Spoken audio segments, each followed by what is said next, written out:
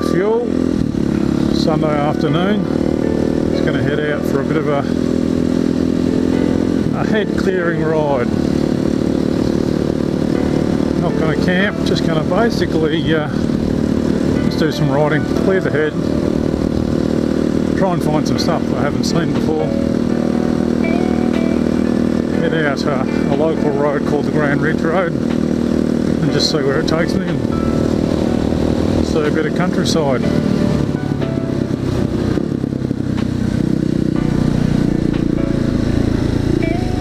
Probably find somewhere that's got a nice coffee.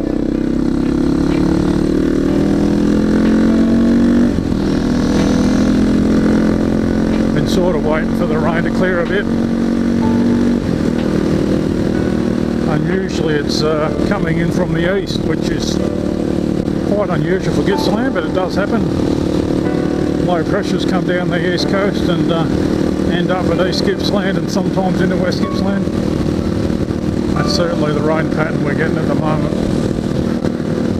So yeah, it's nice to get the Beta 480 out, unloaded. Just take it for a spin. It's nice and light, but I've got to say my last ride with all the Gippsland stuff was pretty good. I was pretty impressed with the Gippsland products. They're yeah, they seem to hang on and well designed and well thought out, built by guys who actually ride motorbikes.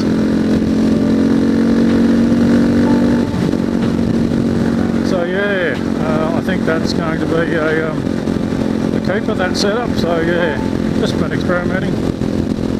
But today, no gear, just see where we end up.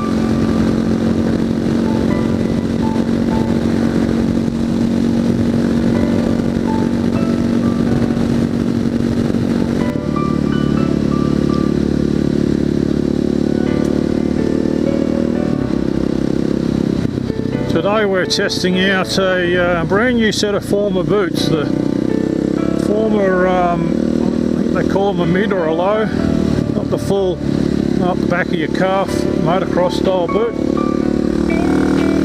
And so far so good, I've got to say. Really super comfortable. Sometimes I'll just wear safety boots with steel caps, but steel caps can cause you a bit of grief. I know people that have had their toes cut off by actual steel cap. But these things, yeah, they're got a nice solid sole on them. They do say not to use them if you have aggressive motocross foot pegs, which I sort of have, but we'll see how they go. But certainly lovely and comfortable, but rigid in the ankle and plenty of protection around the toes and the ankle, so still a fair bit of protection, certainly more than a safety boot. Of course, less protection, no protection for your shin above your, sort of not too far above your ankle. They're only coming halfway up the shin. But for adventure riding, you can probably do a little bit of bushwalking, you know, and you know, go to the pub and you know, not look like a total dickhead. So yeah, they certainly seem to be the bee's knees. We'll see how we go.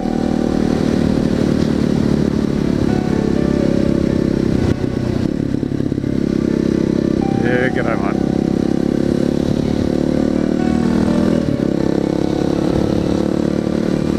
Never been a trider before. I have tried. Boom, boom.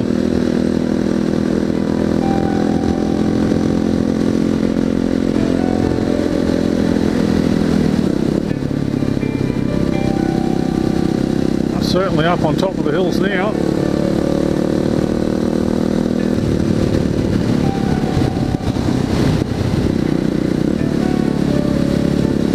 Yeah, nice roads.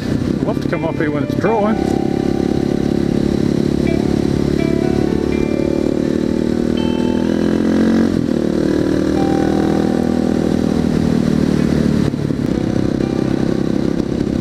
Little town of Merbu North.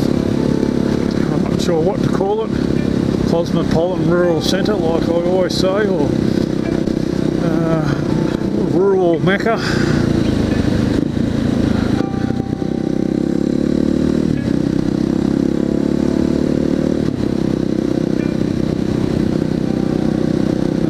Have a look for a signboard here. I think they've got a big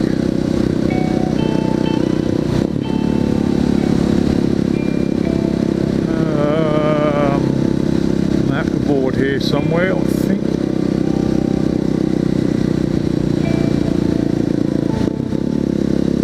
Is there one up here somewhere? No, maybe I'm making a mistaken. So just pulled up and moving north, have a bit of a look. I'm using HEMA maps. I find this is just native to Australia, but I find HEMA maps does 90% of what I want to do. A little bit of Google Maps, but yeah, you can see I've got campsites and accommodation and petrol little flags everywhere, and you can just go like that and it'll find your location. There I am in moving north. And yeah, quite good in the high country, quite good in the desert country as well. So HEMA Maps, just sort of like a $20 or $30 download on your phone. I know, been there and done that, moving north. Head down into Ballara, see what's happening in Ballara. Should have dropped in at the brewery.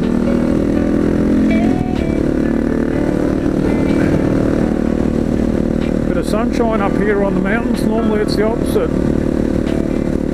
Cannot complain at all. Still reasonably cold, but overall pretty pleasant.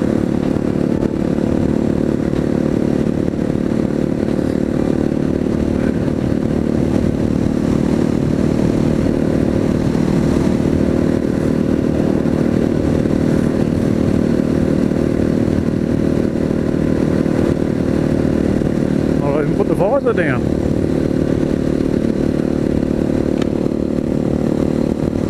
So we've left the Green Ridge Road, we'll drop down into Ballara, maybe grab a coffee there and yeah, see what's happening in Ballara, and then we'll come back along the Green Ridge Road, come back through the bush and see what we find.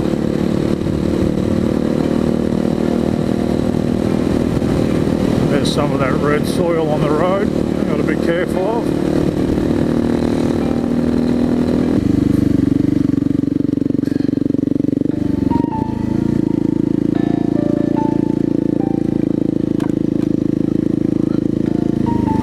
Looks like the pub shut.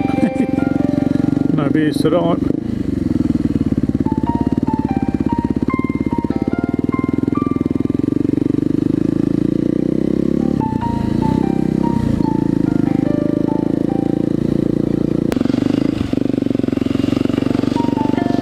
So that's Ballara. Had a nice pie with sauce and some hot chips and a coffee. Pretty nice actually. Sort of a little quiet country town obviously.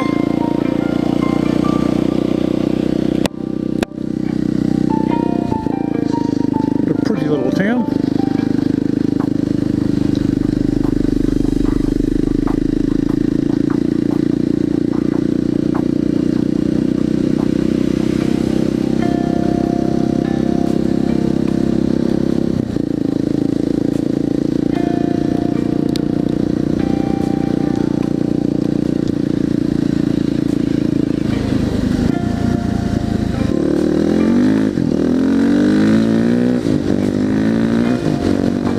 Yeah, baby. I like a bit of gravel. Might even stand up, take a few other hits.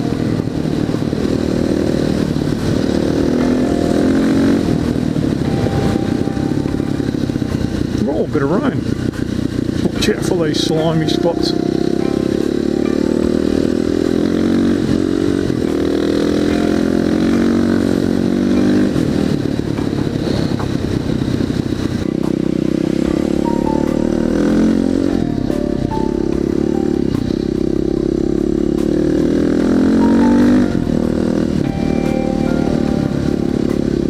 Oi, oi, oi, oi. Oi, oi, oi, oi, oi. There's that slimy shit I was telling you about. That's just the back wheel going where it wants to go. A little bit more respect there required. And that's slippery.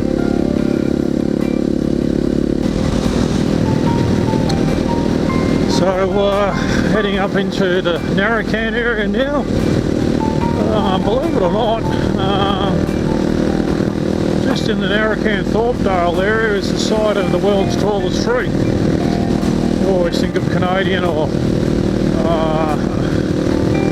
Oregon or Canadian cedars or Oregon Douglas fir or something like that being the tallest, but there's a mountain ash up here that they measured and actually appears in the Guinness Book of Records for the tallest tree in the world. Unfortunately they chopped it down to measure it. Not a lot of common sense back then. But yeah, it's that rich red soil that I talk about. It's so slippery when it's wet. It'll grow anything, including the world's tallest trees. Beautiful bit of country through here.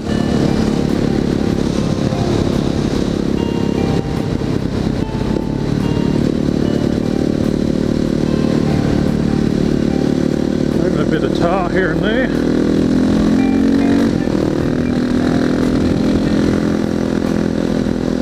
There's that slippery stuff the farmers like to spread on the roads. Not their fault. They've got a business to run.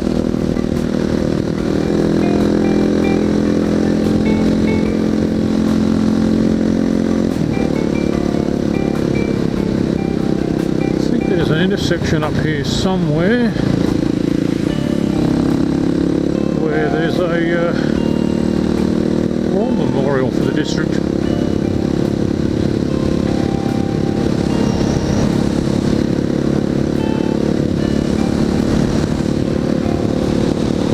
Beautiful country.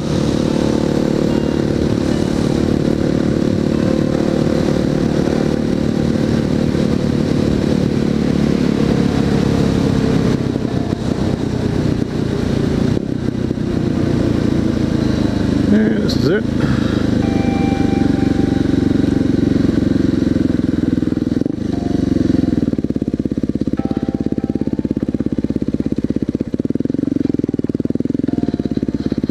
Can only imagine what the yeah, 1, 2, 3, 4, 5. And you don't imagine what a effect the wars had on districts like these. Yeah. There was only 5 lost from this district, but I'm sure at the end of it in World War II there would have been a whole lot more. But yeah, I've actually been to a war service here at Anzac Day.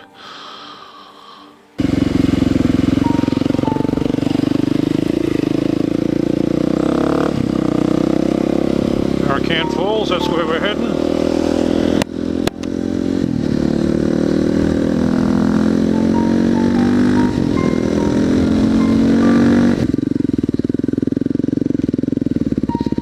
Narrowcan Falls, lots of water going down.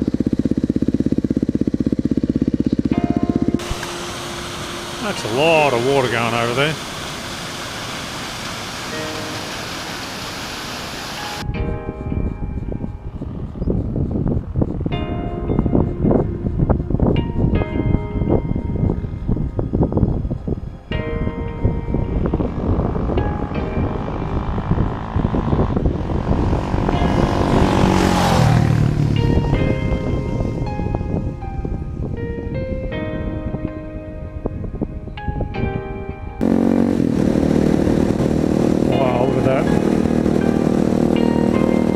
Beautiful view.